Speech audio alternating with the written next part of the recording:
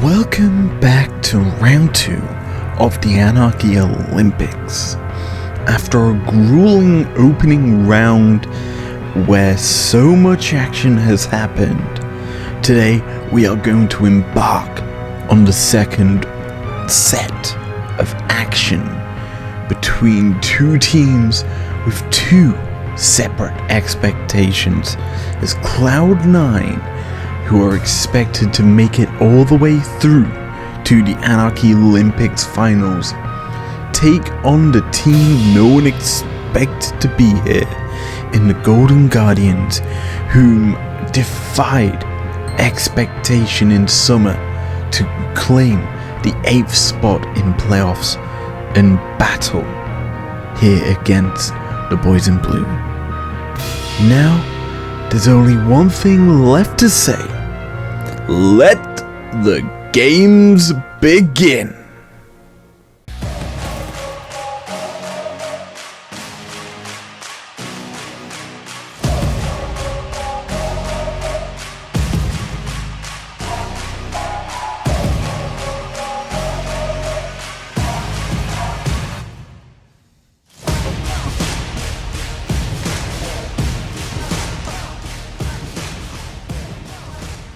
Our first event today is fishing. To explain the rules, let's hand it over to our resident fishing expert, Rodney. Thank you, Iz, and welcome to the fishing. The rules are simple. Land the biggest fish on your hook and kill it. Pretty simple task, but bear in mind, this is fishing in the Anarchylympics. These fish aren't just peaceful little things, they bite back. Now let's see these whippersnappers in action as we hand it back over to Iz to get into the catching. Thanks for that, Rodney, and we're getting into the action straight away. Now take a look at the physique and positioning of Cloud9's angler. Vulcan, he's thrown out his line. He lands the hook onto a fish. Can he pull it in? No, he cannot. The fish manages to get away. Meanwhile, Golden Guardian's angler, what is he doing?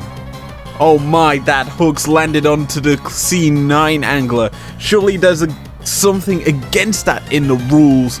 And we're gonna have to take a brief second here to check the actual rulebook.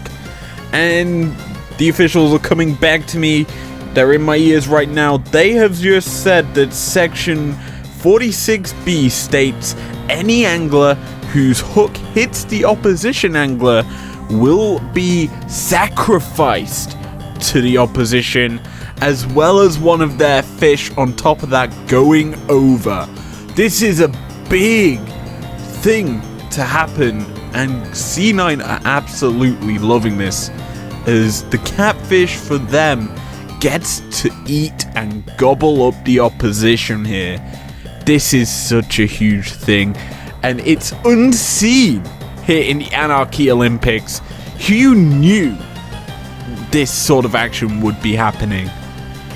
Now, let's calm it back down to the fishing. And Vulcan is now in the swamp territory. He's thrown out his hook again. He's landed the hook onto the crocodile. Oh my, great technique. He's pulling it in. He's got it. It's dead.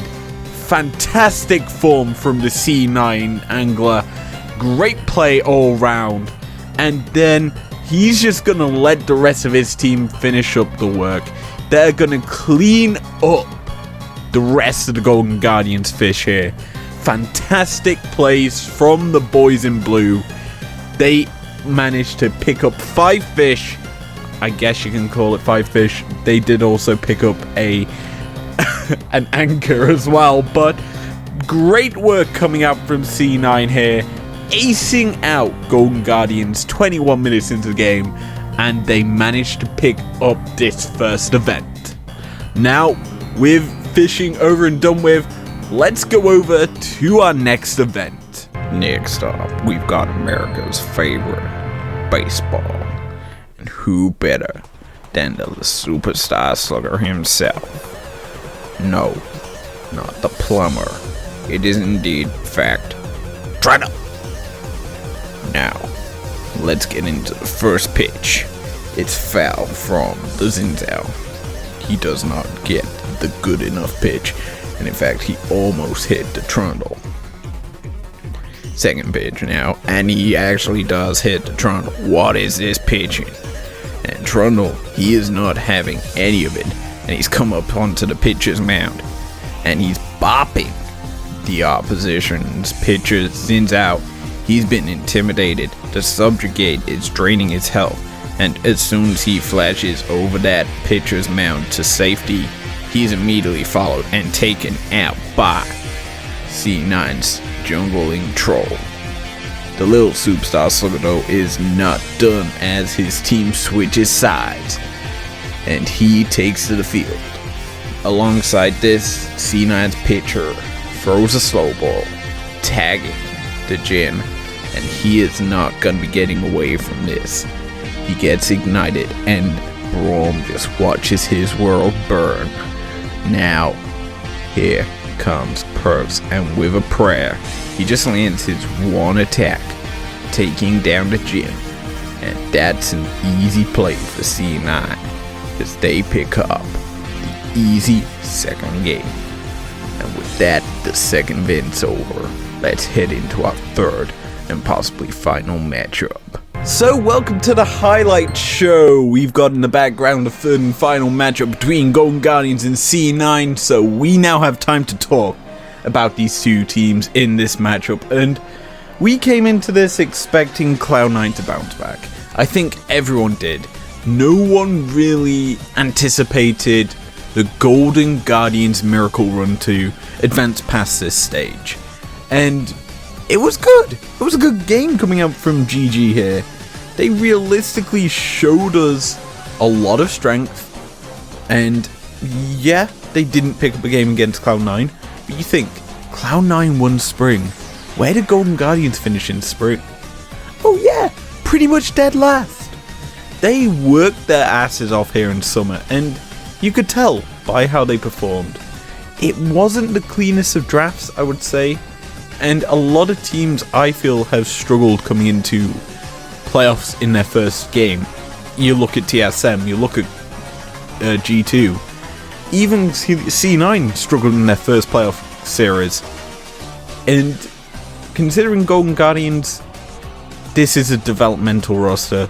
They've done bloody well here in summer to make this roster perform, make them look like a completely different team after they acquire Licorice.